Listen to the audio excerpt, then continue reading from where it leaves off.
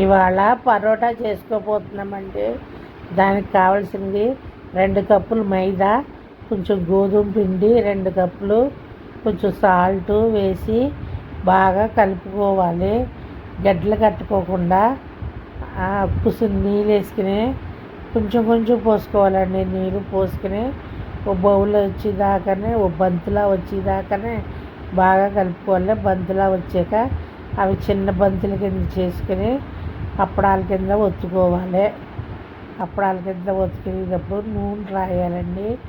పిండి రాయకూడదు, నూనె రాయాలి. నూనె రాసి అప్పడాల కింద ఒత్తుకోవాలి. నూనె రాసి అప్పడం కింద చేసుకోవాలి. పిండి రాయకూడదండి. పరోటాకి నూనె రాయాలి. పిండి రాస్తే అతుక్కుపోతుంది, పొరలు రావు. నూనె రాస్తే పొరల కింద వస్తాయి. చిన్న చిన్నగా చేస్తామండి మేము, చిన్న పరోటాలు. చాకుతో కోసుకుని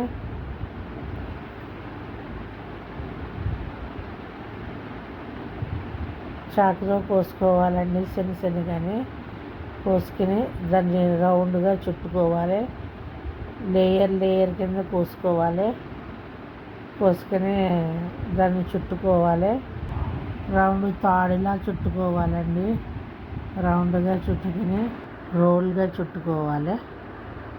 రోల్గా చుట్టుకున్న తర్వాత కొంచెం నూనె రాసి అప్పడం చేసుకోవాలి. పరోటా రెడీ అయిపోతుంది. అప్పుడు పరోటాలా వస్తుంది. ఆ లేయర్లు కట్ చేసిన మూలన అందంగా వస్తుంది. కాల్చాక పొరలు పొరల కింద వస్తుందండి.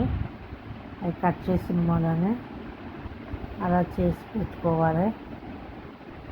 పెట్టుకుని చిన్న చిన్న పరోటాల కింద చేసుకోవాలి. నూనె రాసుకోవాలండి, పిండి రాయకూడదు. పెనం మీద నూనె రాసుకుని పెనం మీద వేసుకుని కాల్చుకోవాలండి. కాల్చుకుంటే చక్కని పరోటాలు రెడీ అయిపోతాయి. దానికి నంచుకుంటాకి చికెన్ మసాలా చేసుకున్నాము. చికెన్ మసాలా వేసుకుని తినాలండి పరోటాల్లో.